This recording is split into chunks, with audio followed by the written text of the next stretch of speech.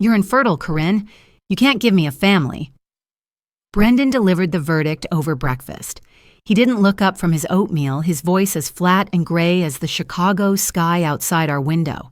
It held the same emotional weight as if he were telling me we were out of almond milk. My fork, loaded with scrambled eggs, stopped halfway to my mouth.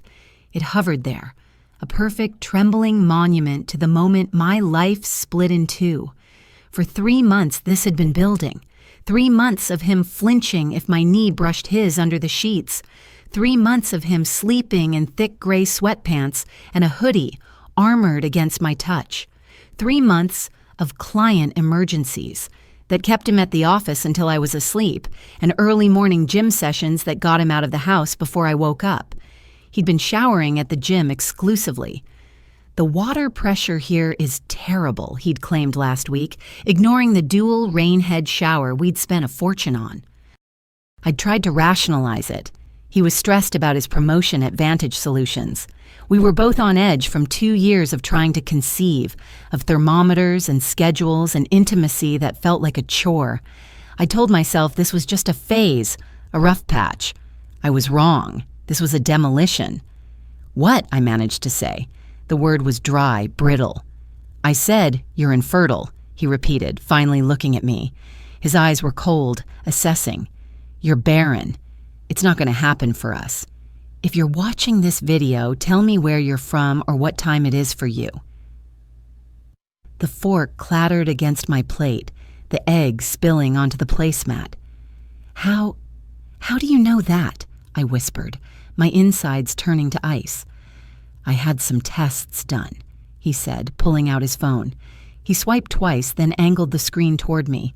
It was a blur of medical jargon and charts, too fast for me to read. "My numbers are perfect. Sky high, actually. The doctor said I'm in the top percentile." He pocketed the phone, a smug, resigned look on his face. "We've been trying for 2 years, Corinne. It's not me. The problem is you." My hand, of its own accord, tightened around the strap of my purse hanging on the back of my chair. Inside it, a thick manila envelope rested at the bottom. It had been there for 3 days, a secret I hadn't known how to share. Inside that envelope were my test results, pages and pages of them, from Dr. Aris, the specialist I'd seen without telling him. The summary was printed in bold: exceptional reproductive health, hormone levels optimal, no barriers to conception identified. He had a phantom report on his phone. I had a stack of notarized facts in my bag. "Brendan," I started, trying to keep my voice even. "I don't understand. What doctor did you see? When did you do this?" "Does it matter?" he snapped, pushing back from the table. "I did it. The results are clear. I just wanted to figure out what was wrong with our lives, and now I know." Maybe you should come with me," I said, the words feeling thick in my mouth.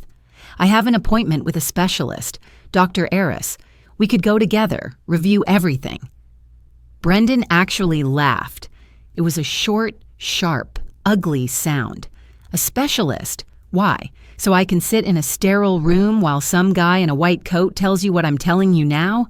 So I can hold your hand while you cry?" He grabbed his laptop bag from the counter. "I ran the test myself to spare you that, Corinne. To spare you the public humiliation of finding out in an office full of pregnant women that you're broken." He slung the bag over his shoulder. The word broken hung in the air, pulsing and venomous. He'd chosen it, practiced it. It was meant to kill. "I have a client emergency," he said, the same excuse he'd used for the last 12 weeks. He walked to the door, his steps quick, relieved. He was escaping. "We can talk about the next steps tonight," he called over his shoulder, and then he was gone. The apartment door clicked shut, the sound echoing in the sudden, crushing silence. I sat there for a full minute, staring at his half-eaten oatmeal. Then, with shaking hands, I reached for my purse. I pulled out the envelope from Dr. Aris. I spread the pages across the table over the spilled eggs. Exceptional reproductive health, 95th percentile, fertility indicators optimal. I wasn't infertile, but my marriage was dead. The next Monday, I came home from the grocery store to find a man installing a high-tech keypad lock on Brendan's home office. "What's this?" I asked, setting down the bags. "New corporate security protocol," Brendan said, not looking at me. He was watching the installer test the mechanism. Vantage Solutions is handling some very sensitive client data. They're requiring it for all senior partners who work from home. The installer finished and left. Brendan stood in front of the door, typing in a code. It beeped with each press, a smug electronic sound.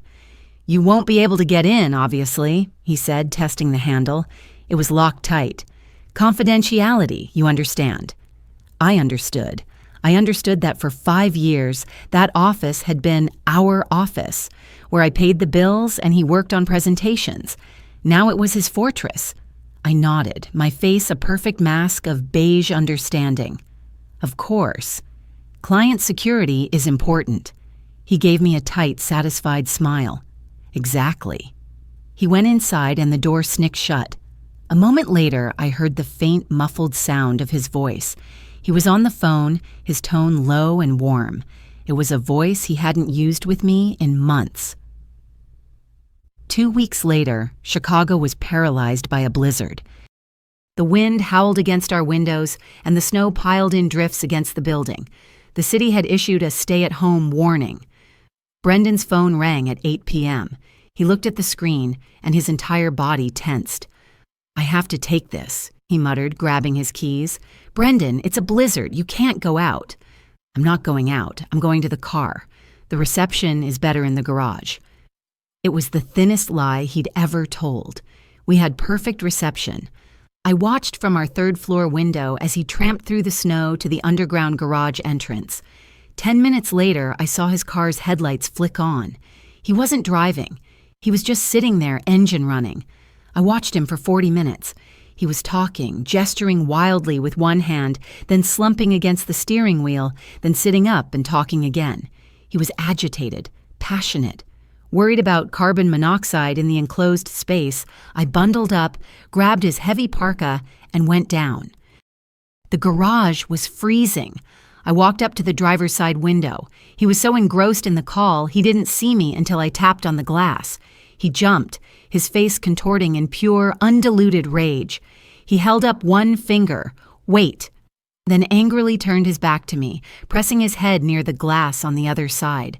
I stood there in the freezing concrete garage, holding his coat like a fool, while my husband finished a secret, passionate conversation in the middle of a blizzard. When he finally came back upstairs an hour later, his ears were red with cold. "Was everything okay?" I asked, my voice polite. "You wouldn't understand," he said, brushing past me. "It's complicated." The Vantage Solutions holiday party was in early December. It was the first time we'd gone to a public event together in months. Brendan insisted we arrive separately, claiming he had to prep the partners for a presentation. I walked into the glittering ballroom alone, feeling out of place in my cocktail dress. I found him by the bar, holding court with a group of colleagues. He was laughing, animated, the charming, ambitious man I'd married. As I approached, the laughter died. He saw me and his face hardened. "Oh," he said, turning to the group, "everyone, this is Corinne. Not my wife, Corinne. Not you all remember Corinne.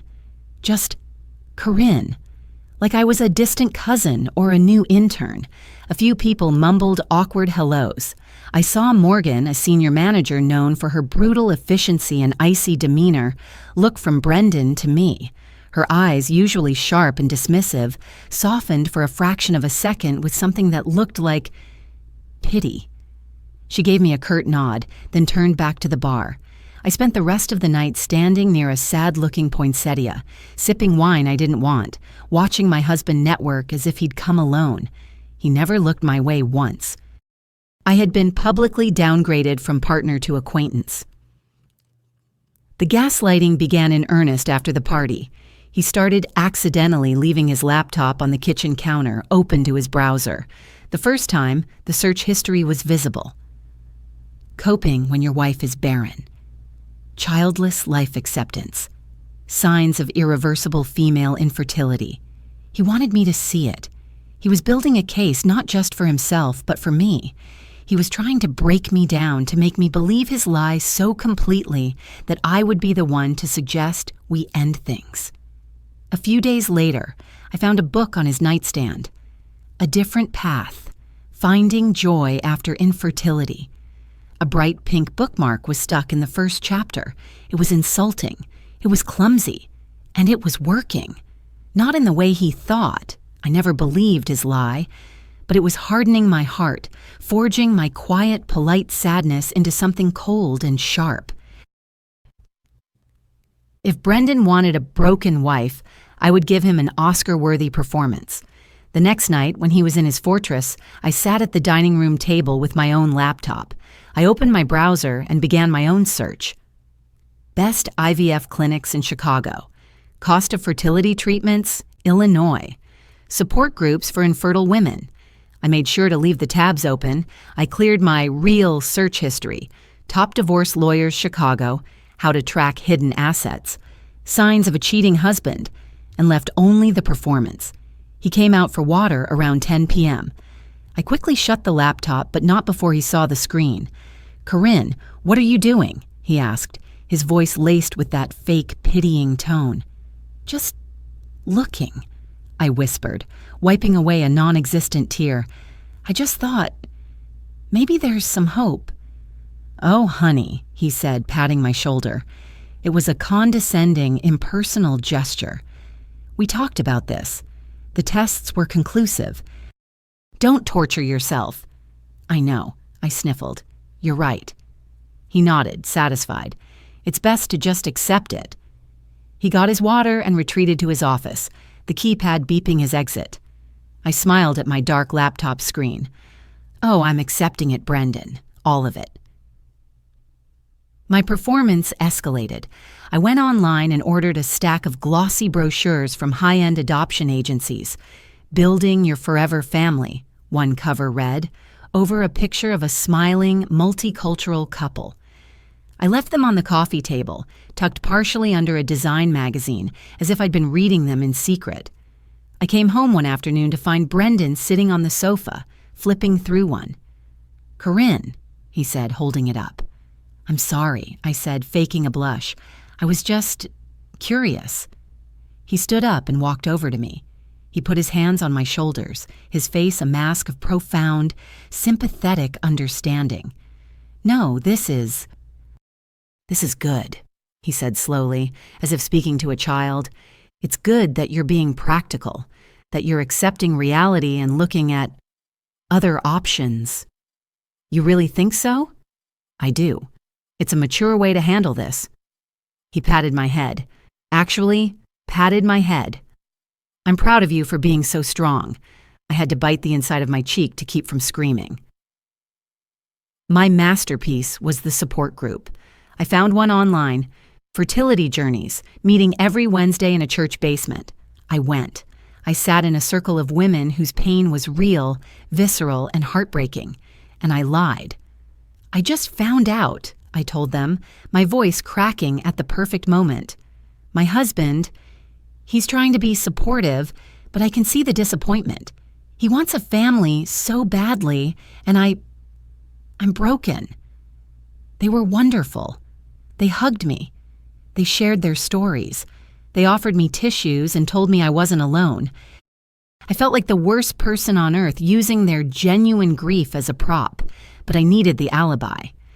At the end of the meeting, I made a small donation and got a stamped attendance card. I drove home, parked, and tucked the card into the side pocket of my purse, letting it peek out just enough. That night, Brendan borrowed my car keys from my purse. I watched him from the kitchen. His fingers brushed the card. He paused, pulled it out, read it, and put it back, his expression one of complete smug satisfaction. He'd bought the entire show. The following Tuesday, Brendan called me at 6 p.m. "Hey, Corinne, listen, I'm stuck in a meeting with the partners from New York. It's going to run for hours. Don't wait up for me." "Oh, okay," I said, my voice full of practiced disappointment. "No problem. I'll just eat leftovers. Be safe." "Thanks. Bye." He hung up. I stood in our silent apartment looking at his home office. He thought he was at a meeting. But I was standing right outside his office door, and in his hurry to leave for his meeting, he had forgotten to engage the lock. The keypad was dark. The door was unlocked. My heart hammered against my ribs. This was it. I pushed the door open. The room was dark, but the air was wrong. It didn't smell like him. It smelled like him, plus something else. A sweet, cloying perfume. Vanilla and something musky. Not my scent. I flicked on the desk lamp. His desk was immaculate, as always, but his laptop was sitting there, and it was open. He hadn't even put it to sleep. The screen was bright, his email inbox open. My hands were shaking. I wasn't supposed to be here. This was his fortress. But the door had been open. It felt like an invitation. Most of the emails were from Vantage Solutions, standard corporate nonsense. But then I saw a folder in the sidebar. It was just one letter, T. I clicked it. My breath left my body. It was an email chain with one person, Tiffany Shaw, a new hire in the marketing department, a stunning, blonde 20-something I'd seen at the holiday party. I started at the bottom, 3 months ago. Brendan, thanks for the guidance on the quarterly report. You made it make sense. Happy to help, Tiffany. You're a fast learner. I scrolled up. 2 months ago. Brendan, lunch was amazing. I can't stop thinking about what you said. I meant every word. I haven't felt this way in a long time. I scrolled faster. 1 month ago. I can't believe this is happening. I feel like I'm alive for the first time. I can't wait until we don't have to hide. I love you. I love you too, Tiff. More than you know. It's all complicated right now, but I'm handling it. Soon, it'll just be us. I promise. Handling it. That's what I was. A complication. A problem to be handled. I scrolled to the most recent email from 2 days ago. The subject line was, Our Little Miracle. I clicked it. The email was from Tiffany. Brendan, my love. The doctor confirmed it. 12 weeks. I've attached the first picture. I can't stop crying. This is our new beginning. I know the timing is complicated with Corinne, but this baby is a sign. Once you handle things, we can finally be the family we were meant to be. I love you both so much. An image was attached. I clicked it and it loaded, grainy and black and white. A tiny bean-shaped blob, a fetus, 12 weeks. I did the math. 12 weeks ago was right when he'd started sleeping in sweatpants, right when he'd started showering at the gym, right when he'd started flinching from my touch. He hadn't been avoiding me because he was stressed. He'd been avoiding me because he was sleeping with Tiffany. He'd invented my infertility, not to get out of a marriage, but to get into a new one. Rage, pure and white-hot, eclipsed the shock. I had to save this. My hands flew. I grabbed my phone, taking pictures of the screen, one after another. The ultrasound, the declarations of love, the handling Corinne message. But photos weren't enough. I needed the files. I opened my own email, typing in the address of a new secret account I'd created. I started forwarding the emails. 1, 2, 3. The fourth one, the ultrasound email, was forwarding. Suddenly, the screen flickered. It went black. A new icon appeared in the center, a spinning circle with the words, System erase in progress. Please do not turn off your computer. No, I whispered, hitting the trackpad. Nothing. I mashed the escape key. Nothing. He was wiping it, remotely, from his meeting. He must have gotten an alert that his email was being accessed from his home IP address. No, no, no, I watched, helpless, as the progress bar crept across the screen. He'd wiped it. He'd wiped the laptop, and with it, my secret email account. All of it. All of? The photos on my phone were gone too, synced to the same cloud he'd just nuked. I had nothing. I had seen the truth, and now it was gone. I sank to the floor, my fury so profound it left me breathless.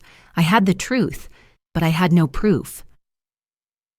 I sat in the dark office for an hour, my mind blank with rage and defeat. I had lost. He was smarter. He had a backup plan. I went back to the living room, my entire body numb. I'd have to start over. But how? My laptop was on the coffee table. I opened it. An email alert popped up. It was from a garbled, anonymous address. Proton mail. The subject line was Vantage Solutions Holiday Party. My heart stopped. I opened it. There was no text, just 2 attachments. The first was a photo. It was blurry, taken from a distance. It showed Brendan and Tiffany standing outside a hotel, the Ritz-Carlton, from the awning. They were kissing, deeply. The timestamp in the corner was from the night of the blizzard. The second attachment was a single line of text, P.O. Box 7714, Chicago IL 60601. That was it. I stared at the screen, my mind racing. Who? And then I knew. The curt nod, the look of sharp, sudden pity, the way she'd turned away from Brendan in disgust. Morgan, the icy senior manager. She must have seen them. She must have hated Brendan for his own reasons. I'd heard whispers he'd stolen credit for one of her projects and decided to drop a bomb. She hadn't just given me a clue. She'd given me a weapon. I immediately called my sister, Sabrina. He wiped it, Sabrina. He wiped the whole laptop. I have nothing. Corinne, slow down, breathe. What did you lose? Everything. The emails with his mistress, Tiffany, the ultrasound, she's pregnant. He's been lying about everything. There was a sharp intake of breath on the other end. Okay, he's scum, we knew that, but he's clean up his mess scum. What do you have left? Nothing, just this weird anonymous email, a picture of them kissing and a P.O. box address. A P.O. box? Sabrina said, her voice suddenly sharp. Corinne, that's not nothing. That's the money. He wouldn't use your home address for the credit cards he's using to pay for her. That P.O. box is where the statements are going. I felt a jolt of electricity. But how do I get into his office? He'll have it locked. He's sloppy, Corinne. He's arrogant. He left it unlocked once, he'll do it again. But he won't keep paper statements in there. He's not that stupid. He'll have digital records. He'll have a backup. A backup? He works in finance, Corinne. Those guys are paranoid. They back up everything. Forget the laptop. Find the physical drive. Sabrina was right. Brendan was arrogant. He came home late, full of fake apologies about the meeting from hell, and didn't even check his home office. He assumed his remote wipe had solved the problem. He left the next morning for a day trip to Milwaukee. The second his car was out of the garage, I was at the office door. It was locked. The keypad taunted me. I went to the kitchen and got a butter knife. It was a stupid, desperate move, but I jammed it into the door jamb. Nothing. I tried to guess the code. His birthday, my birthday, our anniversary, nothing. I sank to the floor, defeated. Find the drive, Sabrina's voice echoed in my head. Wait, the key, the anonymous email, a picture and a P.O. box. What if? I went back into the office. I didn't need the code. I needed a key. I started tearing the room apart. I pulled books off shelves, emptied drawers, nothing. I dropped to my hands and knees, my hand sweeping under the massive oak desk. My fingers brushed against something cold and metal, held by a piece of duct tape. A single small key. I scrambled back up. Where was the lock? I looked at the filing cabinet. No keyhole. Then I saw it. A small, black, fireproof file box, tucked away on the bottom shelf behind a stack of binders. It had a small, circular lock. The key slid in. It turned. Inside, nestled on old tax returns, was a black, external hard drive. My hands were shaking so hard I could barely unplug his monitor and plug the drive into my own laptop. The drive whirred to life. A folder popped up. Brendan System Backup. It was dated 3 weeks ago, before the wipe. I clicked it, and there it was. Everything. The T folder, the emails, the ultrasound. I had it all back. I spent the next 2 hours downloading everything to 3 separate cloud accounts and 2 physical USB drives, which I immediately put in my purse. As I was saving the last file, my curiosity got the better of me. I went back to the drive's main directory. A folder was labeled Medical Personal. My heart thumped. I clicked it. It was full of old insurance claims and doctor's bills. And one folder labeled Urology 2023. Inside was a PDF, a lab report from 2 years ago. Brendan had undergone surgery for a varicocele, something he'd told me was a minor routine procedure. But this was the follow-up test. I scrolled down to the summary. Patient, Brendan Harris. Analysis, sperm motility. Result, 8% progressive motility. Reference range, 32%. Comment, motility is critically low. Morphology also abnormal. Natural conception will be extremely difficult. Recommend immediate consultation with fertility specialist. He'd never mentioned this. He'd never gone back for a follow-up. He'd just ignored it. I did the math again. Tiffany was 12 weeks pregnant. Brendan was, for all intents and purposes, sterile. My laugh started as a low, dark chuckle. The baby wasn't his. The next morning, I was at Dr. Aris's office at 9 a.m. sharp. Dr. Aris, I said, sitting across from her desk, I need official, notarized copies of my complete fertility panel. She looked at me over her glasses.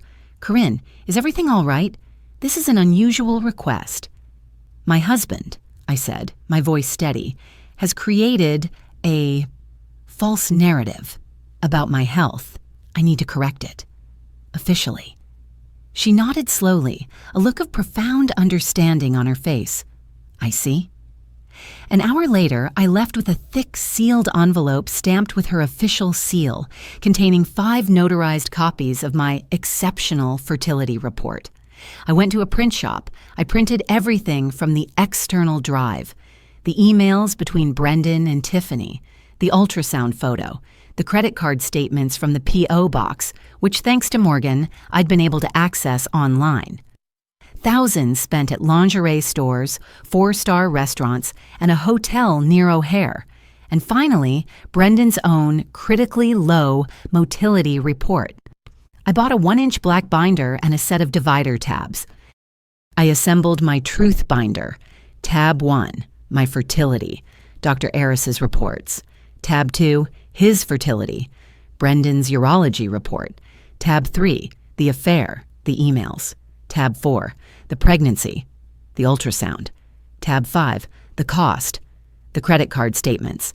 It was a weapon, and I couldn't wait to use it. That Thursday, my phone buzzed with a text from Brendan. I was in the kitchen packing a small go bag with my essentials and the USB drives. Dinner tomorrow, the Vesper, 7 p.m. We need to talk. I froze. The Vesper. The impossibly elegant, hideously expensive restaurant where he had proposed to me 6 years ago. The place we went every year for our anniversary. The calculated theatrical cruelty of it took my breath away. He was planning to end our marriage in the exact spot it began. He was going to tell his barren wife it was over, in the room where he'd promised her forever. This was his grand finale. I looked at the black binder sitting on my counter. "You have no idea, you bastard," I whispered. I texted back a single word, "Okay." I spent the next 24 hours in a state of icy, calm focus. I met with a divorce attorney, one of the sharks Sabrina had recommended. I gave her one of the USB drives. She smiled. "This is comprehensive," she said. "He won't know what hit him. We'll file Monday morning." "I have dinner with him Friday night," I said. Her smile widened. "Oh, a final conversation? Don't sign anything and don't tell him you've seen me. Let him play his hand." "I plan to," I said. At 5 p.m. on Friday, as I was finishing my makeup, my phone buzzed again. A new text from Brendan. "By the way, I'm bringing someone I want you to meet. Hope that's okay." I laughed out loud. He wasn't just ending the marriage. He was introducing his replacement at our restaurant. He was bringing his pregnant mistress to the execution. It was more perfect than I could have possibly imagined. He was handing me an audience. I picked up the truth binder and slid it into my oversized designer handbag. It fit perfectly. I arrived at the Vesper at 6:40 p.m. The maitre d', a man who had seated us for 5 anniversaries, smiled warmly. "Mrs. Harris, a pleasure. Mr. Harris made the reservation. Your corner booth is ready." Of course he had. A dark, private, hidden corner booth where he could deliver his speech without being seen. Where I could cry in private. I smiled, pulling a folded $100 bill from my purse. "Marcel, you're always so kind," I said, pressing it into his hand, "but I've developed a bit of claustrophobia lately. That main table, the one in the center by the window, it's so open. Would it be possible to sit there? For the view." Marcel glanced at the bill, then at my face. He saw the steel in my eyes. He was a professional. He understood theater. "But of course, Mrs.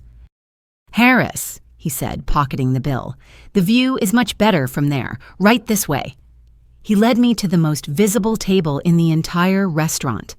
A raised platform, dead center. Every other diner would be able to see us perfectly. I sat, facing the entrance. I ordered a sparkling water and placed my large purse on the empty chair beside me. The binder inside felt heavy, solid, and final. At 17 p.m. on the dot, they walked in. Brendan entered first, wearing his most expensive suit, the charcoal one I'd bought him when he made partner. He looked confident, powerful. Behind him, her hand tucked into the crook of his arm, was Tiffany Shaw. She was visibly pregnant, not maybe pregnant. She was 4 months along, and the tight emerald green dress she wore was designed to showcase the high, round swell of her belly. Her blonde hair was perfect. Her makeup was glowing. She was a walking, breathing advertisement for fertile superiority. The restaurant, which had been buzzing with quiet conversation, went silent. I watched as forks paused halfway to mouths. I saw 2 of Brendan's colleagues from Vantage Solutions sitting at a table near the bar, freeze and stare. Their jaws literally dropped. Brendan's confident stride faltered when he saw me. He'd been expecting the dark corner. Instead, he was on a stage. He recovered quickly, his face hardening. He put his hand on the small of Tiffany's back, a gesture of ownership, and guided her through the tables toward me. Every eye in the room followed them. "Corinne," Brendan said, his voice tight. He didn't kiss me. He didn't even make eye contact. "This is Tiffany Shaw from my marketing department." Tiffany gave me a small, pitying smile. "It's so nice to finally meet you, Corinne," she said, her voice soft and dripping with false sincerity. "Hello, Tiffany," I said, smiling brightly. I stood and pulled out the chair for her. "Please sit." "You must be exhausted carrying all that weight." Brendan's eyes narrowed, but Tiffany just blushed. "Oh, thank you. It's a lot." They sat. The waiter appeared instantly. "A bottle of the 09 Bordeaux," Brendan started. "Actually," I interrupted, "I'll just have a sparkling water, and I'm sure Tiffany will have the same. Can't drink in your condition, can you?" "No," Tiffany said, placing a hand on her belly. "Just water, for me." "So, congratulations are in order," I said, my smile never wavering. "Corinne," Brendan warned. "Oh, Brendan, it's fine," Tiffany said, patting his arm. Then she turned her gaze back to me. Her eyes were full of a practiced, condescending sympathy. "Corinne, I just want you to know, it must be just awful. Finding out you're, barren. Brendan told me all about your diagnosis. It's just heartbreaking." I nodded, my smile widening. It was quite a shock. "Corinne," Brendan said, leaning forward. He placed his hands on the table. This was it, the speech. "We need to talk about the future, the reality of our situation." "Our situation?" I asked, feigning confusion. "You mean my diagnosis?" "Exactly," he said, relieved I'd made it easy for him. "Look, this isn't easy to say, but life Life takes unexpected turns, and we have to be mature enough to accept reality and move forward with grace. He was quoting a management seminar to my face. Tiffany and I, he continued, reaching across the table to take her hand, we've grown close. This baby, it wasn't planned. But it's a miracle, Tiffany supplied, her eyes shining. It's a miracle, Brendan agreed, and I'm going to be a father. We're going to be a real family. A real family, as opposed to the fake one I'd been providing him for 6 years. I see, I said. I let the silence hang for a beat. The tables around us were pretending not to listen and failing miserably. So I'm asking for a divorce, Corinne. I've accepted that you can't give me what I need, and now I have a chance at a real family. I'm taking it. I looked at him, at his smug, righteous face, at Tiffany's glowing, pitying smile. You're right, Brendan, I said, and his face relaxed. He thought I was going to cry. He thought I was broken. You are absolutely right. This is the perfect time for complete honesty and for accepting reality. I reached down to my handbag. I pulled out the 1-inch black binder. I placed it on the table between us with a solid, definitive thud. The mood at the table shattered. What is that? Brendan's voice had lost its confidence. It was sharp with suspicion. You wanted to talk about reality, Brendan, I said, my voice clear and carrying in the quiet room. Let's talk about reality. Open it. Tiffany looked confused. Honey, what is that? Is that from her doctor? More bad news? Open it, I repeated to my husband. His hands were trembling. He stared at the binder as if it were a bomb. Slowly, he reached out and opened the cover. He opened it to the first page. Tab 1, My Fertility. He was looking at the notarized official sealed report from Dr. Aris. I'd used a yellow highlighter on the summary. Patient, Corinne Harris. Result, exceptional reproductive health. Summary, 95th percentile fertility indicators. No barriers to conception identified. The color drained from Brendan's face. He looked like he'd been shot. This is fake, he whispered, his hands shaking. This is impossible. It's from Dr. Aris, I said, loud enough for the tables nearby to hear. The top reproductive endocrinologist in the state. Dated 2 weeks ago. I'm in the 95th percentile, Brendan. Turns out I'm, what's the word? Virile. I took a sip of my water. But Tiffany's voice was a high-pitched squeak. She snatched the paper from him. But you showed me her reports. You showed me. You said she was barren. He fabricated them, Tiffany, I said calmly. He lied. He needed a reason to handle me, and making me the broken one was the easiest way. Wasn't it, Brendan? Brendan's head snapped up, his eyes pure fire. You. But, I said, cutting him off, that's not even the most interesting part of the binder. Brendan, why don't you flip to tab 2, his fertility? Let's talk about your medical history. His face went from white to a sickly mottled gray. He knew exactly what was in that tab. He didn't move, so I reached over, flipped the page for him, and turned it for Tiffany to see. This, I announced, is Brendan's urology report from 2 years ago, after his minor surgery.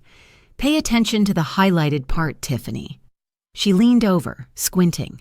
She read the words aloud, her voice trembling. Critically low motility. Natural conception. Extremely difficult. She looked up, her face a mask of pure confusion. I don't understand. Let me help you, I said, leaning in like I was sharing a secret. He's sterile. You're, 4 months pregnant? The math hung in the air. Simple, brutal, undeniable. Tiffany's hand, which had been resting on her belly, recoiled as if she'd been burned. She stared at the bump, then at Brendan, her eyes wide with dawning horror. Brendan? She whispered. Brendan wasn't looking at her. He was staring at me. his face a grotesque mask of hatred. You bitch, you planned this. You planned dinner at our anniversary spot to dump your barren wife. I shot back, my voice ringing through the restaurant. My plan is just the truth, which seems to be a new concept for this table. Brendan! Tiffany shrieked, and now she was crying. What is this? Tell me she's lying. Is she? He snarled, finally turning on her. His entire world was collapsing, and he needed someone to blame. Is she lying, Tiffany? The timeline? It shatters, doesn't it? If I'm sterile, then whose baby is that? He grabbed her wrist. Whose baby is it? Were you with someone else? No, never, she sobbed. Don't lie to me, he roared. The entire restaurant was watching. The Vantage Solutions colleagues were filming on their phones. Whose is it? Tiffany broke. It was a spectacular implosion. She ripped her arm out of his grasp, her face ruined with running mascara and rage. It was Chad, she screamed. Chad from finance, okay? The silence that followed was absolute. What? Brendan's voice was a hollow croak. Chad, she sobbed, hiding her face in her hands. There was some overlap. Before you and I were exclusive. I hoped it was yours. The dates were close. I wanted it to be yours. I watched Brendan's world dissolve in real time. The woman he'd destroyed his life for. The miracle baby. The real family. All of it. A lie. Built on his own lie. He had been played just as he had tried to play me. Brendan looked catatonic. He just stared at the tablecloth, his mouth slightly open. Tiffany was hyperventilating, sobbing about Chad and lies. I stood up. I smoothed my dress. Well, I said, gathering my purse, this has been illuminating. I left the binder open on the table. The emails, the ultrasound, the competing fertility reports, all of it. The divorce papers are at the bottom of the stack, Brendan, I said. My lawyer will be calling yours on Monday. I'd advise you to cooperate. I looked at Tiffany, who was now just a sobbing, hysterical mess. Congratulations on the baby, Tiffany, I said, my voice kind.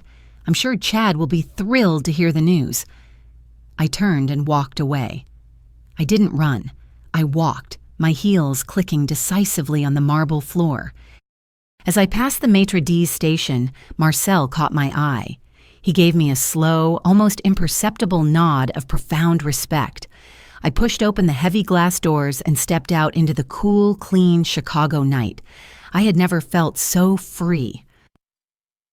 My lawyer filed the papers at 9 a.m. Monday. By 10 a.m., the video from the Vantage Solutions colleagues was an internal company sensation. By noon, Brendan had been called into HR.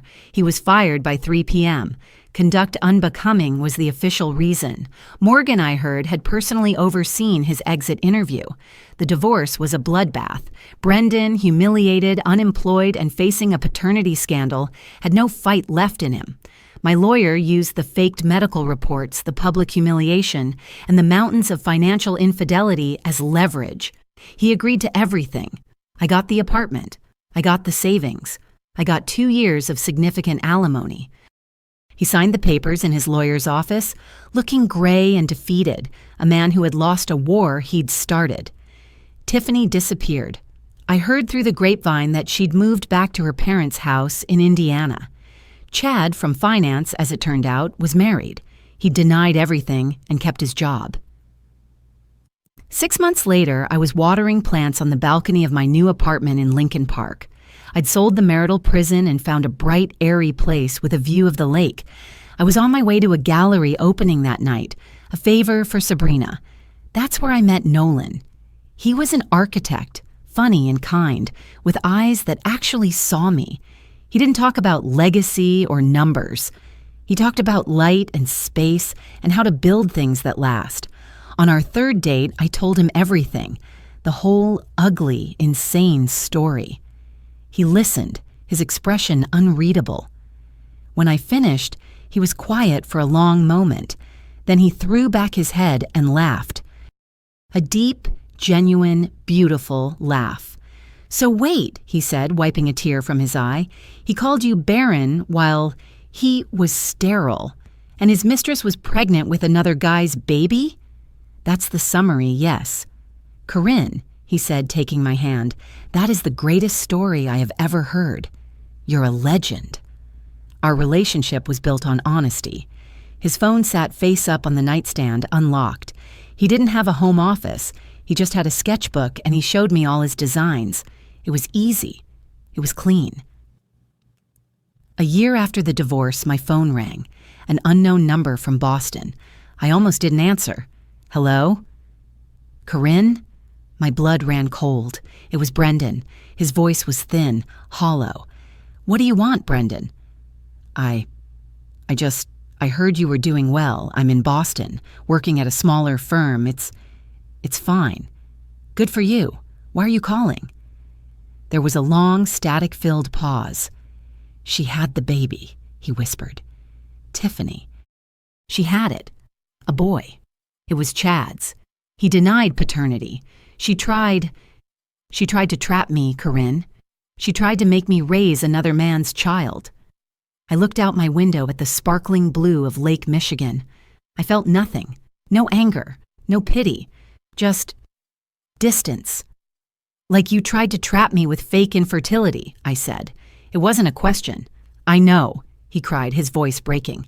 "God, I know. It's irony, isn't it?" I thought for a moment, then took a calm breath. "No, Brendan," I said. "It's not irony. It's justice." I hung up the phone. I looked at his number for a second, then I blocked it. Nolan walked into the room holding 2 cups of coffee. He smiled. "Who was that?" "Wrong number," I said, taking the cup. "A total stranger." I smiled back, and for the first time in my life, it was the complete, unadulterated truth. If this story resonated with you, leave a like and consider subscribing. You can also drop any comment below, even just one word. Maybe tell me where you're watching from, or what time it is right now. Sometimes one word is enough to say you were here.